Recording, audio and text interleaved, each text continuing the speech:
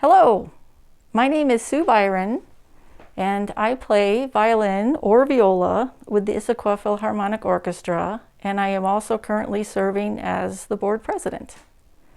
You'll notice that I am wearing a mask. Currently, we're in the midst of a worldwide pandemic, and since I am not yet fully vaccinated, and I want to be sure I'm protecting the person that I'm interviewing today, I will be wearing a mask. I will be speaking today with Frances Walton, who is 93. Frances has spent a lifetime helping people learn, perform, and enjoy music. I also want to take a moment to thank the two high school students that are helping us get this interview done, and that's Giovanni and Bella, who are both students at Issaquah High. Frances is a Washington legend and Issaquah treasure. At the age of 3, she began on the piano. At the age of 16, she won a scholarship to the prestigious Tanglewood, where she met Leonard Bernstein, and we'll find out more about that a little bit later.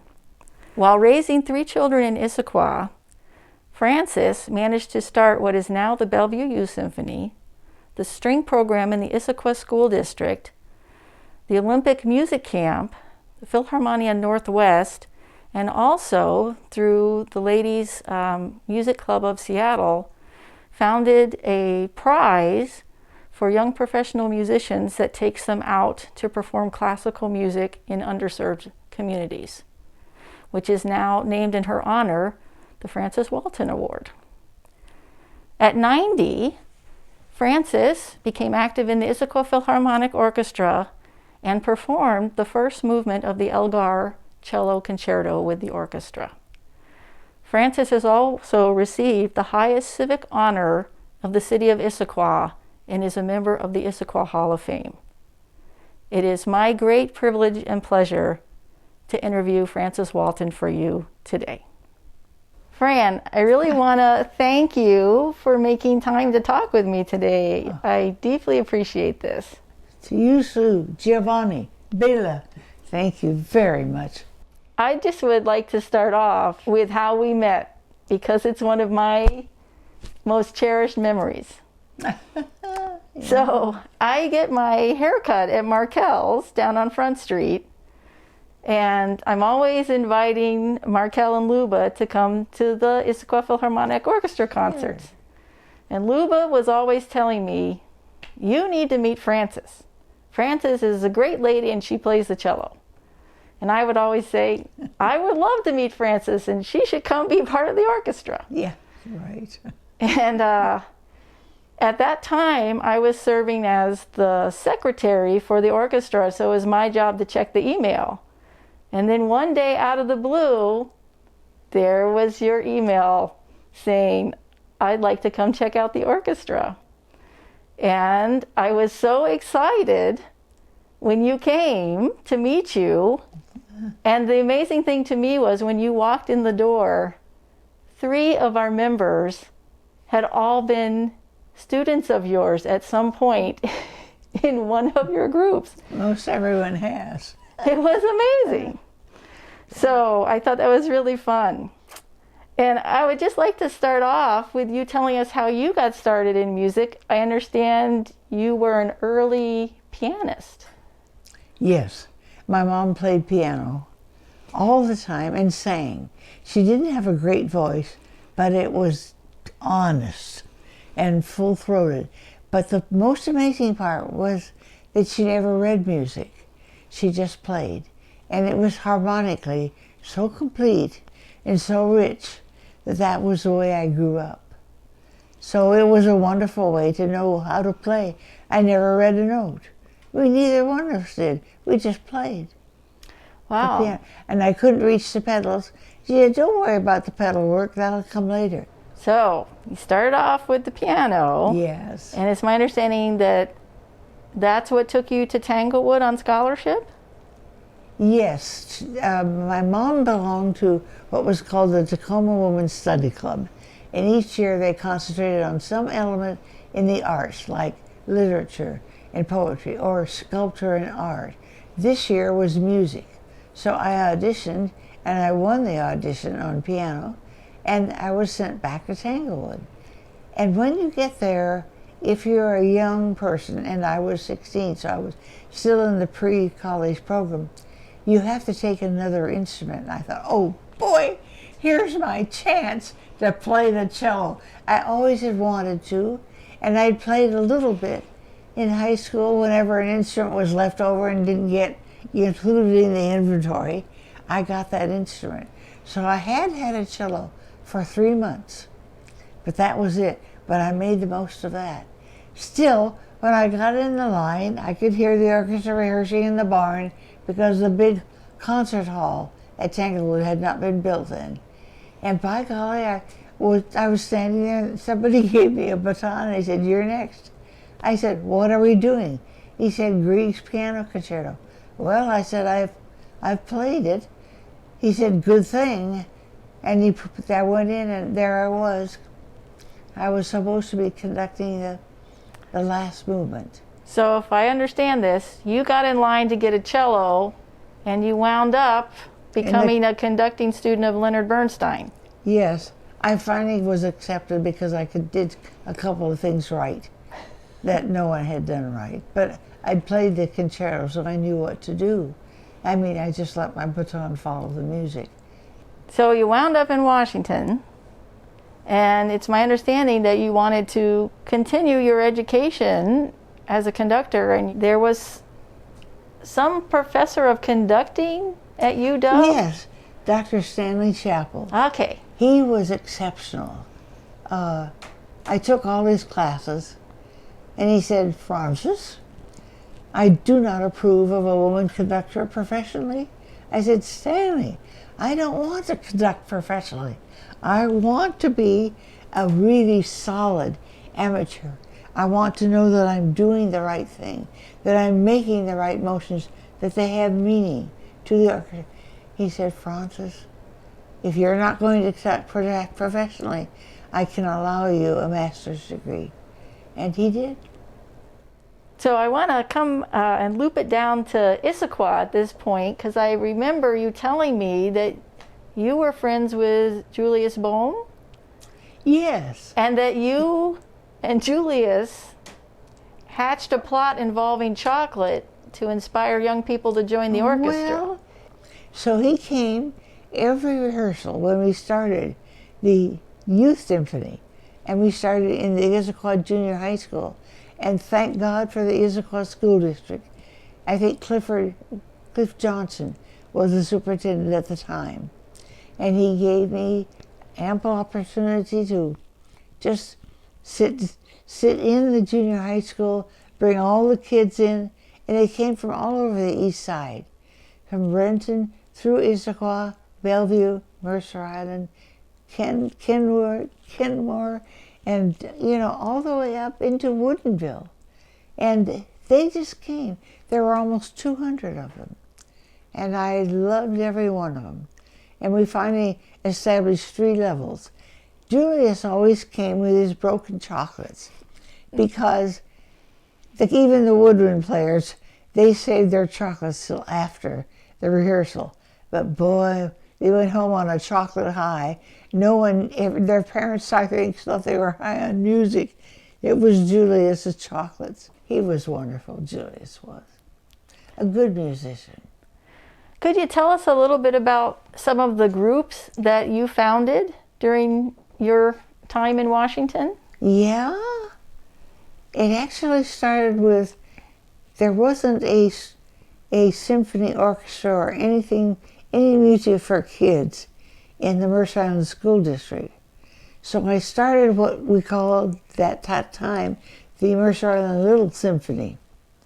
And that group, they did very, very well. And we did our first concert, we did Mozart 40th Symphony, and it was just really wonderful. We had a pianist, a clarinet, a cellist, 4 violins. We were really a motley crew, but we did things. And when Stanley gave me my master's, I also earned my teaching certificate. So I went out to Issaquah because Roger wanted to Well, I'll tell you, we found out that our children, when I was going to school, I came home an hour later than they did, and they were running through the Mercer Island School downtown. And I thought, gee, that's not what you always hoped your children would always do. And so we decided to look further afield. And Roger found this home up on Tiger Mountain, and we moved in 1964. And we were the only residents, that still are the only people who've lived here in this house. And it's just been lovely. You know, things kind of evolve and come to you through the wonderful people. It's people in this world that matter. And I've just met them all through music. You also founded a music camp. Yeah, well, it was during the school year. All these kids came. There was no television at the time. So I was television. And they came just from everywhere, and they had a marvelous time. And we played some Mozart and some Haydn, but mostly we played Beethoven, starting with Beethoven 1, 3, 4, 5, 6, 8, and 9. We skipped second and number 7. Don't ask me how, it happened. But those kids, Beethoven is wonderful. He works at any tempo. So if you play Beethoven slowly, you find out things you never would find if you had heard it played as fast as many of the professional players now take it. And that wonder of Beethoven is something that just filled those kids. Of course, we went on to play Stravinsky, Dvorak, many, Barber, American composers, Barber and Hovanes.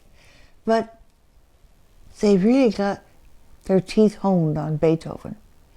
Well, as He's you the know, man. I'm very fond of Beethoven. Yeah, he's the man. He really is. And that was the Olympic music camp? Well, it became the Olympic Music Camp because we became the Olympic Youth Symphony. And we auditioned once, and then you sent in your tape, and this was to the International Festival of Youth Orchestras. So the first time we auditioned, we didn't get in. But the second time, we did. And the third time, we did. And this was the group you took on tour then? Yes.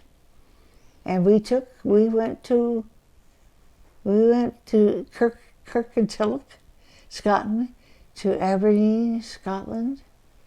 And then I finally took them on to another story, but I took them on to Norway. And they went to all the Norwegian places that I had been. Michael Sheremetyev wanted to take it, and it was his job, but he had a heart attack. So he said, Fran, if you can just come and take my place. So you were the sub? I was the sub. I was his. And so he knew I didn't want the job. My home was here. But so I went. I thought I'd be there for 1 month. That was what he said. But he didn't know how ill he was. So I ended up being there for 6 months. And that was quite an introduction. And we played Carmen in Italy, and the Italians came because it was so funny. Here we were, an American orchestra with an American conductor and a French story and a Spanish, background to Carmen. And the Italians knew that opera by heart. But by golly, here was it being sung for them in Norwegian. They had never, ever seen anything so funny in their life. Meanwhile, I just stuck to the music because that was all I could hang on to, because I didn't understand Norwegian either. So I just conducted the music. And it's a wonderful score, Carmen. You also founded the Philharmonia Northwest, isn't that correct? Well, yes. We had in the Thalia Symphony, which is another branch. I joined Thalia because they had a library, and it was quite a full library. Michael Sheremetyev had invested a lot of his money and other people's money in that library, and I really needed music. And these kids were hungry. I mean, they ate music. It was just, they loved it, And he had quite something to offer. He had all the Beethoven symphonies. So that was where we started. And they got to the point where they felt they didn't like to quit for summer. They wanted to keep going. So we kept one orchestra going called the Northwest Symphony at Seattle University. And then we started the music camp for the kids. And we ended up with about 200 of them there. Boy, we had a good time, I'll tell you. There were lots of trails in those woods, and lots of cabins where all the boys stayed in one cabin and all the girls stayed in other cabins, and two sides to each cabin. It was a lot of fun. Good food and good music. Well, you can't beat that combo. And a lot of chamber music. Yeah. Can you tell us a little bit about the Francis Walton Prize? The Francis Walton's competition, and Ladies Musical put that name on it. After I die, I'm sure that'll disappear. I hope it will. But they said that it was better to have a name attached, that people were more interested in it if it did.